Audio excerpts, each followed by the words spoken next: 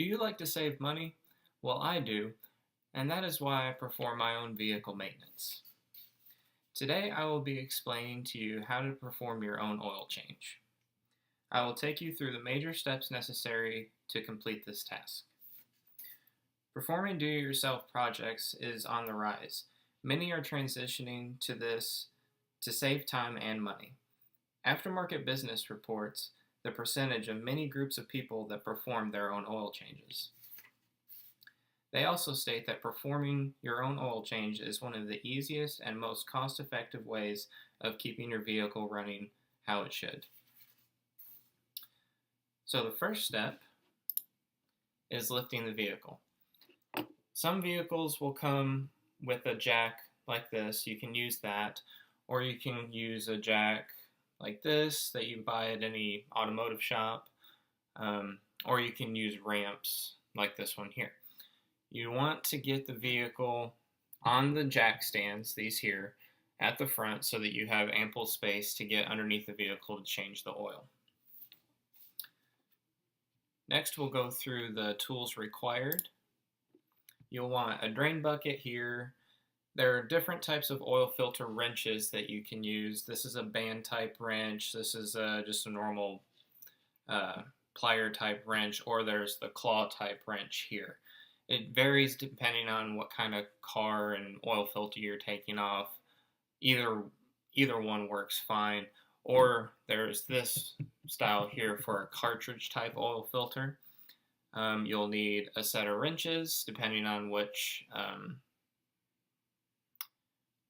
size drain plug you have. It'll either be a 13 millimeter all the way up to even a 17 millimeter, just depends on what kind of car you have. And then you'll need a funnel as well for filling the vehicle back up with the oil.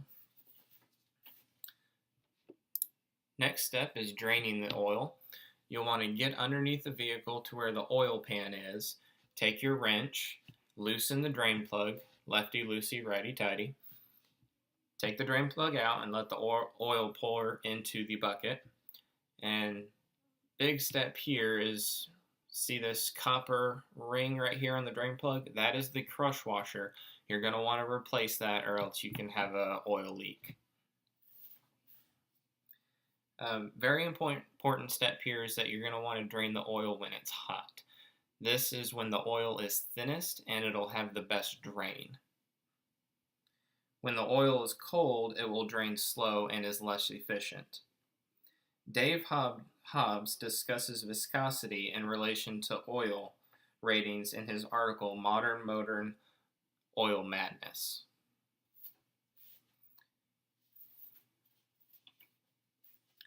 The next step would be changing the oil filter. Now there's several different types of filters on today's vehicles. This is just the normal spin-on oil filter like the one that I have here. Or you can have one like this where it's a cartridge filter where the filter actually sticks inside of a plastic housing. And the most important steps on the filters is this piece right here. This is the O-ring that seals the filter to the engine block. You want to be sure that when you take the old filter off, you do not leave this on the engine. Make sure that it comes off with the filter, or else if you double gasket it, it will be very messy, lots of oil spill out, and if you don't realize it, very potential engine damage can occur. And same with the O-ring on this style filter. You're going to want to replace that O-ring, and then you're going to want to lubricate that O-ring all the way around. Same with this seal on the filter, just so that it will come off easier for the next person. Then the next step would be filling the engine with oil. As you can see from this picture here, there are several different options for the brand and of oil that you want to use. Just be sure that you do your proper research, get the correct oil weight, which would be 0W20, 5W30, something like that. It will be listed on your oil cap, which should be right here. It will say the actual viscosity that needs to be in the engine. And also be sure you put the correct amount of oil in. Your owner's manual, normally in your glove box, will show you or will tell you how much oil you'll need. And one more thing, if you don't have the proper tools or space required to change your own oil, there are many do-it-yourself shops that are popping up around the country where you can just take your vehicle in, you can rent the stall, and you get a lift, you get tools, and even knowledge from the guys that work there that can give you pinpointers and help you out and stuff, but they can't actually do it for you. But it'll still be cheaper than paying for it. So that is one recommendation that I would have if you want to perform your own oil change. So today we've gone through the major steps in performing the oil change. And,